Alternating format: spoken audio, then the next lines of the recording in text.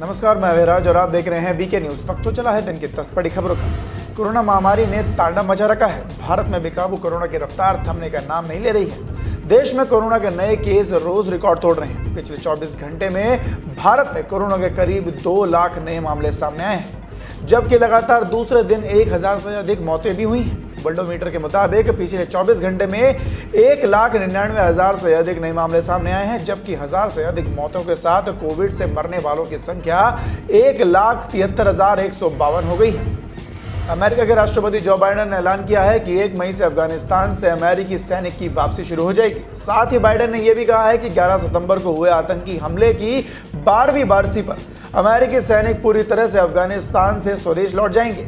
America राष्ट्रपति ने कहा कि 11 सितंबर का हमला इस बात की व्याख्या नहीं कर सकता कि अमेरिकी बलों को 20 साल बाद भी अफगानिस्तान में क्यों रहना चाहिए, और वक्त आ गया है कि अमेरिकी सैनिक देश के सबसे लंबी जंग से वापस आ जाएं।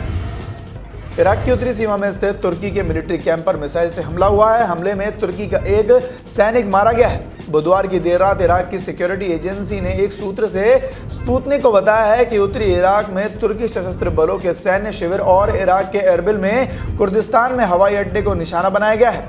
आपको बता दें कि इस मामले में इराकी कुर्दिस्तान ने आंतरिक मंत्रालय ने कहा है कि एरबिल के हवाई अड्डे पर हमला ड्रोन के साथ किया गया है।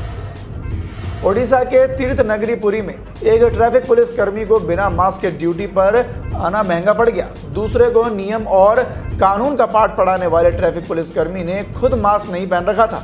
उच्च अधिकारियों ने जब इस ट्रैफिक पुलिस को कांस्टेबल को देखा तो उससे 2000 रुपए का जुर्माना भी वसूला गया। पाकिस्तान ने कट्टर इस्लामिक पार्टी के समर्थकों को लगातार तीसरे दिन कानूनी प्रवर्तन अधिकारियों के साथ झड़प के बाद बुधवार को आतंकवाद अधिनियम के तहत उस पर प्रतिबंध लगाने का निर्णय लिया है। इस झड़पों में दौरान 7 लोगों की मौत हो चुकी है, जबकि 300 से ज्यादा पुलिसकर्मी घायल हो गए हैं। गृह मंत्री शेख रशीद ने पत्रकारों से कहा कि तहरीक-ए-लबैक पाकिस्तान यानी कि TLP को 1997 के आतंकवादी रोधी अधिनियम के तहत नियम 11B के तहत प्रतिबंध कर दिया गया है। केरल हाईकोर्ट ने अपने करीब 50 साल पुराने फैसले को पलटते हुए अदालती प्रक्रिया से अलग तलाक देने के मुसलमान महिलाओं को अधिकार को बहाल कर दिया है। केरल हाईकोर्ट की खंडपीठ ने कई याचिकाओं पर सुनवाई के बाद यह फैसला सुनाया है। परिवार अदालत में दायर अलग अलग याचिकाओं में राहत की मांग की गई थी। पीठ ने अदालत की एकल पीठ ने 1972 के फैसले को पलट दिया है, जिसमें न्यायिक प्रक्रिया से अलग अन्य तरीकों से तलाक लेने के लिए मुसलमान महिलाओं के अधिकार पर प्रतिबंध लगाया गया था, जो कि अब ये प्रतिबंधित हटा दी गई है।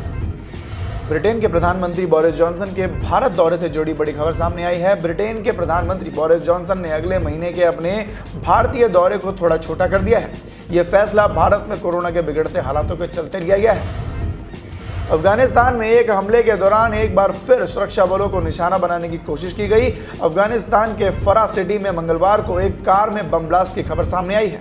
बताया जा रहा है कि इस कार में बम विस्फोट में 3 नागरिकों की मौत हो गई, वहीं 24 लोग घायल हो गए, जिसमें 18 नागरिक और 6 पुलिसकर्मी शामिल हैं। फरा सिटी के गवर्नर ताज मोहम्मद जाहिद ने मामले की जानकारी देते हुए हताहत की संख्या बढ़ने की आशंका जताई है। बॉलीवुड दिवंगत एक्टर सुशांत सिंह राजपूत के निधन को 1 साल होने वाला है, जिसके बाद से एक्टर के निधन की जांच CBI और NCB दोनों कर रहे हैं। NCB के जोनल डायरेक्टर समीर वानखड़े ने इस बारे में जानकारी देते हुए बताया है कि शक के घेरे में आया साहिल पिछले 6 महीने से हमारे लिए एक पहेली बना हुआ था। ऐसे में जांच करते हुए हमने सोमवार की रात को उसके मलाड के घर पर छापेमारी की थी, जहां पर उसकी मां और पत्नी मौजूद थी। आपको बता दें कि साहिल उसी कॉम्प्लेक्स में रहता था जहां पर पिछले साल सुशांत सिंह राजपूत ने आत्महत्या की थी। इतना ही नहीं, साहिल ही करण अरोड़ा और अब्बास लखानी को ड्रग सप्लाई करता था, जिन्हें NCB ने पिछले साल अगस्त में ही गिरफ्तार कर लिया था। केंद्रीय मंत्री स्मृति ईरानी ने पश्चिम बंगाल के CM ममता बनर्जी पर एक बार फिर से हमला बोला है। उन्होंने कहा है कि ममता बनर्जी कोरोना महामारी को फैलाने का दोष PM मोदी और गृह मंत्री अमित शाह पर मढ़ रही है। ये उनके कैसे संस्कार हैं? स्मृति ईरानी ने यह भी कहा कि मैं ये सुनकर हैरान हूं कि महामारी के लिए कोई मोदी जी और अमित शाह जी को कैसे जिम्मेदार ठहरा सकता है। मोदी जी ने उन्हें दीदी कहकर संबोधित किया था, मगर ममता बनर्जी ने पब्लिक प्लेटफॉर्म पर हमारे नेतृत्व को लेकर अपशब्दों का इस्तेमाल किया। केंद्रीय मंत्री ने आगे कहा कि यही ममता दीदी के संस्कार हैं। तो ये थी दिन की 10 बड़ी खबरें। फिलहाल के लिए सिर्फ इतना ही। देश और दुनिया की ऐसी ताज़ा तमाम खबरों से जुड़े रहने के लिए देखते रहें वीके न्यूज़। धन्यवाद।